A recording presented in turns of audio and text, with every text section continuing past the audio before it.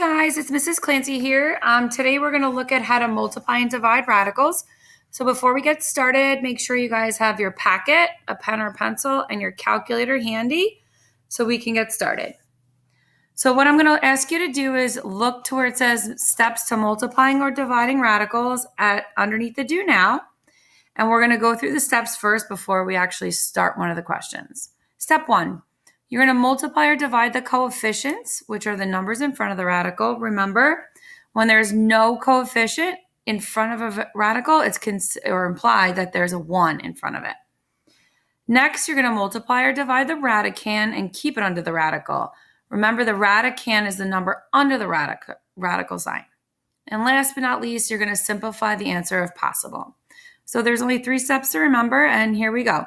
So underneath it, it says examples. Perform the indicated operation, then express the answer in simplest radical form. So we're going to look at number 1 first. It's radical 5 times 2 radical 10. Remember, if there's no coefficient in front, we put a 1 in front. And our first step tells us to multiply the coefficients. So 1 times 2 is 2. Now multiply the numbers under the radical. 5 times 10 is 50. We keep it under the radical. Next step is to simplify if possible.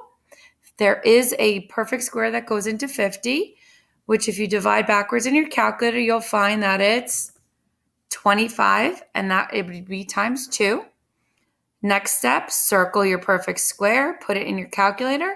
The square root of 25 is 5, and you bring down your 2 and your radical 2. Last step is you're going to multiply the 2 and the 5, and you get 10 radical 2. And that would be your final answer when multiplying those 2 radicals together. What I'm going to ask you to do now is flip over to page 2 and try number 3. Let's see how you do. Record your answer in Edpuzzle. Now try number 5 on the page, which is the area of a rectangle. Remember, area is length times width, so you're going to multiply. Record your answer in Edpuzzle. And now try number 6 on page 2. Record your answer in Edpuzzle. Now we're going to flip back over to the front page to work on division. So let's look at number 2 together. We have 10 radical 15 divided by 2 radical 5. So what we do is we divide the numbers in front, the coefficients. 10 divided by 2 is 5. Now we're going to go over and divide the radicals. 15 divided by 5 is 3, and we keep that under the radical. Last step is to see, can we simplify the answer? Well, nope, it's in simplest radical form, so our final answer is 5 radical 3. Now it's your turn.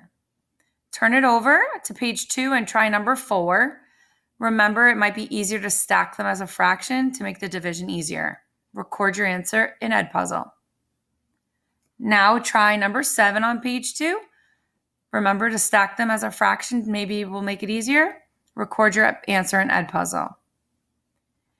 If you found that this was easy, I would like you to work on all the practice problems on page 3.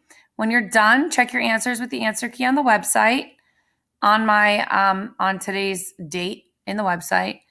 And if you get all the questions complete there, I'd like you to go through the coloring activity with operations for radicals. It will be collected at the end of the period or finish it for homework. If you're not sure, go back and rewatch the video. Okay, have a great day, guys. See you later.